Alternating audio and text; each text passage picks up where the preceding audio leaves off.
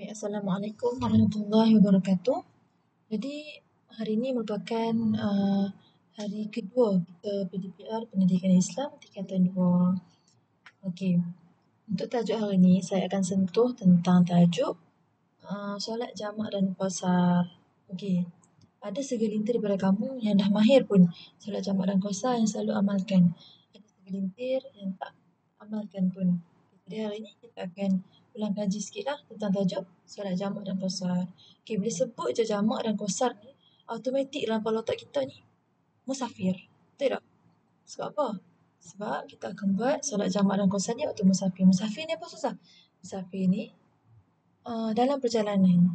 Tak kisahlah ke mana-mana, balik kampung ke, berjalan-jalan jauh ke, tu dikira musafir. Tapi nak buat solat jamak dan qasar ni ada syarat-syarat dia. Kamu tak boleh, oh hari ni saya nak pergi main petang ni. Nak pergi main dekat nak pergi main bola petang ni dekat depan rumah. Saya nak jamak siap-siap. Tak boleh. Okay, ada syarat-syarat dia. Okay, first kita tengok dulu apa maksud solat jamak. Okay, apa maksud jamak? Jamak ni himpun dua solat fardu dalam satu waktu. Jamak ni jamaah maksudnya himpun. Himpun. Dua solat masuk dalam satu waktu sahaja. Okay, jelas? Solat jamak ni terbahagi kepada dua. Satu ada jamak takdim. Satu lagi ada jamak takhir. Okey. Beza dia adalah jamak takdim kita himpun dua solat dalam satu waktu. Ini waktu solat yang pertama. Okey, kalau solat jamak takhir pula kita himpun dua solat dalam satu waktu. Tapi dalam solat yang kedua. Takhir solat yang terakhir. Takdim solat yang pertama. Okay, kalau kamu tak jelas kat sini, ni. Jamak takdim. Jamak takdim, zuhur. Kalau solat zuhur dan asar kita himpunkan dalam waktu zuhur. Sebab apa? Sebab maksud takdim ialah himpunkan dua solat fardu dalam solat yang pertama. Antara zuhur dengan asar, mana dulu? Zuhur kan? Jadi, kita himpun dalam waktu zuhur. Okay, kalau maghrib dengan isyak pula, mana waktu yang pertama? Maghrib lah. Kan? Isyak ni waktu yang kedua. Okay. Tengok contoh bawah ni. Kalau jamak takhir.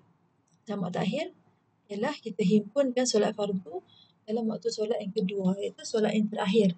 Formula untuk kamu senang kamu ingat. Solat jamak takhir, solat yang terakhir. Okay. Zuhur. Bila zuhur dengan asar, waktu yang terakhir apa dia? Asar lah. Maksudnya kita sembahyang zuhur dan asar tu dalam waktu asar. Kalau maghrib dengan isyak pula, kita sembahyang dalam waktu isyak. Solat yang terakhir. Okay. Lepas tu, kita tengok apa syarat-syarat nak buat solat jamak ni. Okay, bukan boleh suka-suka buat je. Syarat dia yang pertama, tengok kalau jamak takdim ada syarat link, jamak takhir ada syarat link. Okay. Syarat yang pertama, untuk jamak takdim, kita perlu melaksanakan solat mengikut turutan. Okay. Maksudnya, kita kena sembahyang zuhur dulu, baru kita sembahyang asar. Lepas tu, syarat yang kedua, niat jamak dalam solat yang pertama. Tempohnya dari takbiratul ihram hingga sebelum selesai salam pertama. Okey. Kita kena niat jamak dalam solat yang pertama. Maksudnya kalau kita nak buat jamak dalam jamak zuhur dengan asar, waktu zuhur tu kita kena niat jamak dah. Okey. Lepas tu yang ketiga, bersegera melaksanakan solat kedua selepas solat pertama. Bersegera melaksanakan solat kedua selepas solat pertama. Maksudnya apa? Maksudnya lepas kamu habis je sembahyang zuhur, contohnya zuhur asar lah.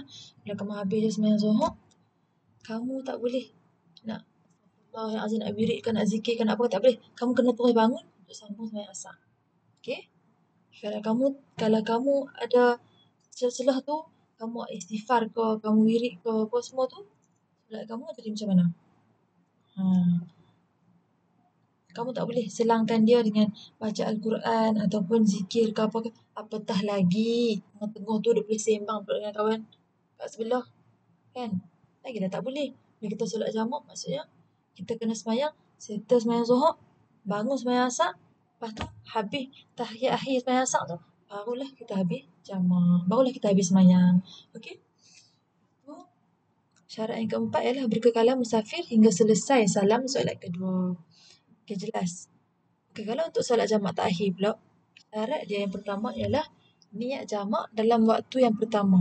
Contohnya, kamu ni nak pergi KL ni. Kamu nak pergi KL. Lepas tu, on the way, kamu nak pergi KL, kamu dah dekat Tapah, dah masuk Johor. Lepas tu, kamu pun set. Uish, aku nak sembahyang jamak takhir lah. Satgi, waktu asar. Waktu Johor tu kamu dah kena niat dah. Kalau waktu Johor tu kamu dalam kereta, kamu tak niat. Aku nak sembahyang jamak takhir, kamu tak sebut. Dalam hati kamu tak sebut. Nak sembahyang jamak takhir, solat kamu jadi tak sah. Jadi solat yang kamu solat saat itu, kamu niat jamak takhir tapi sebenarnya dia jadi qada dah. Okey. Yang kedua, masih bermusafir sehingga selesai solat ditunaikan. Sama jugalah macam syarat yang jamak takdim tadi. Okey. Itu sahaja untuk solat jamak. Sekejap lagi kita akan sambung dengan solat jamak dan qasar.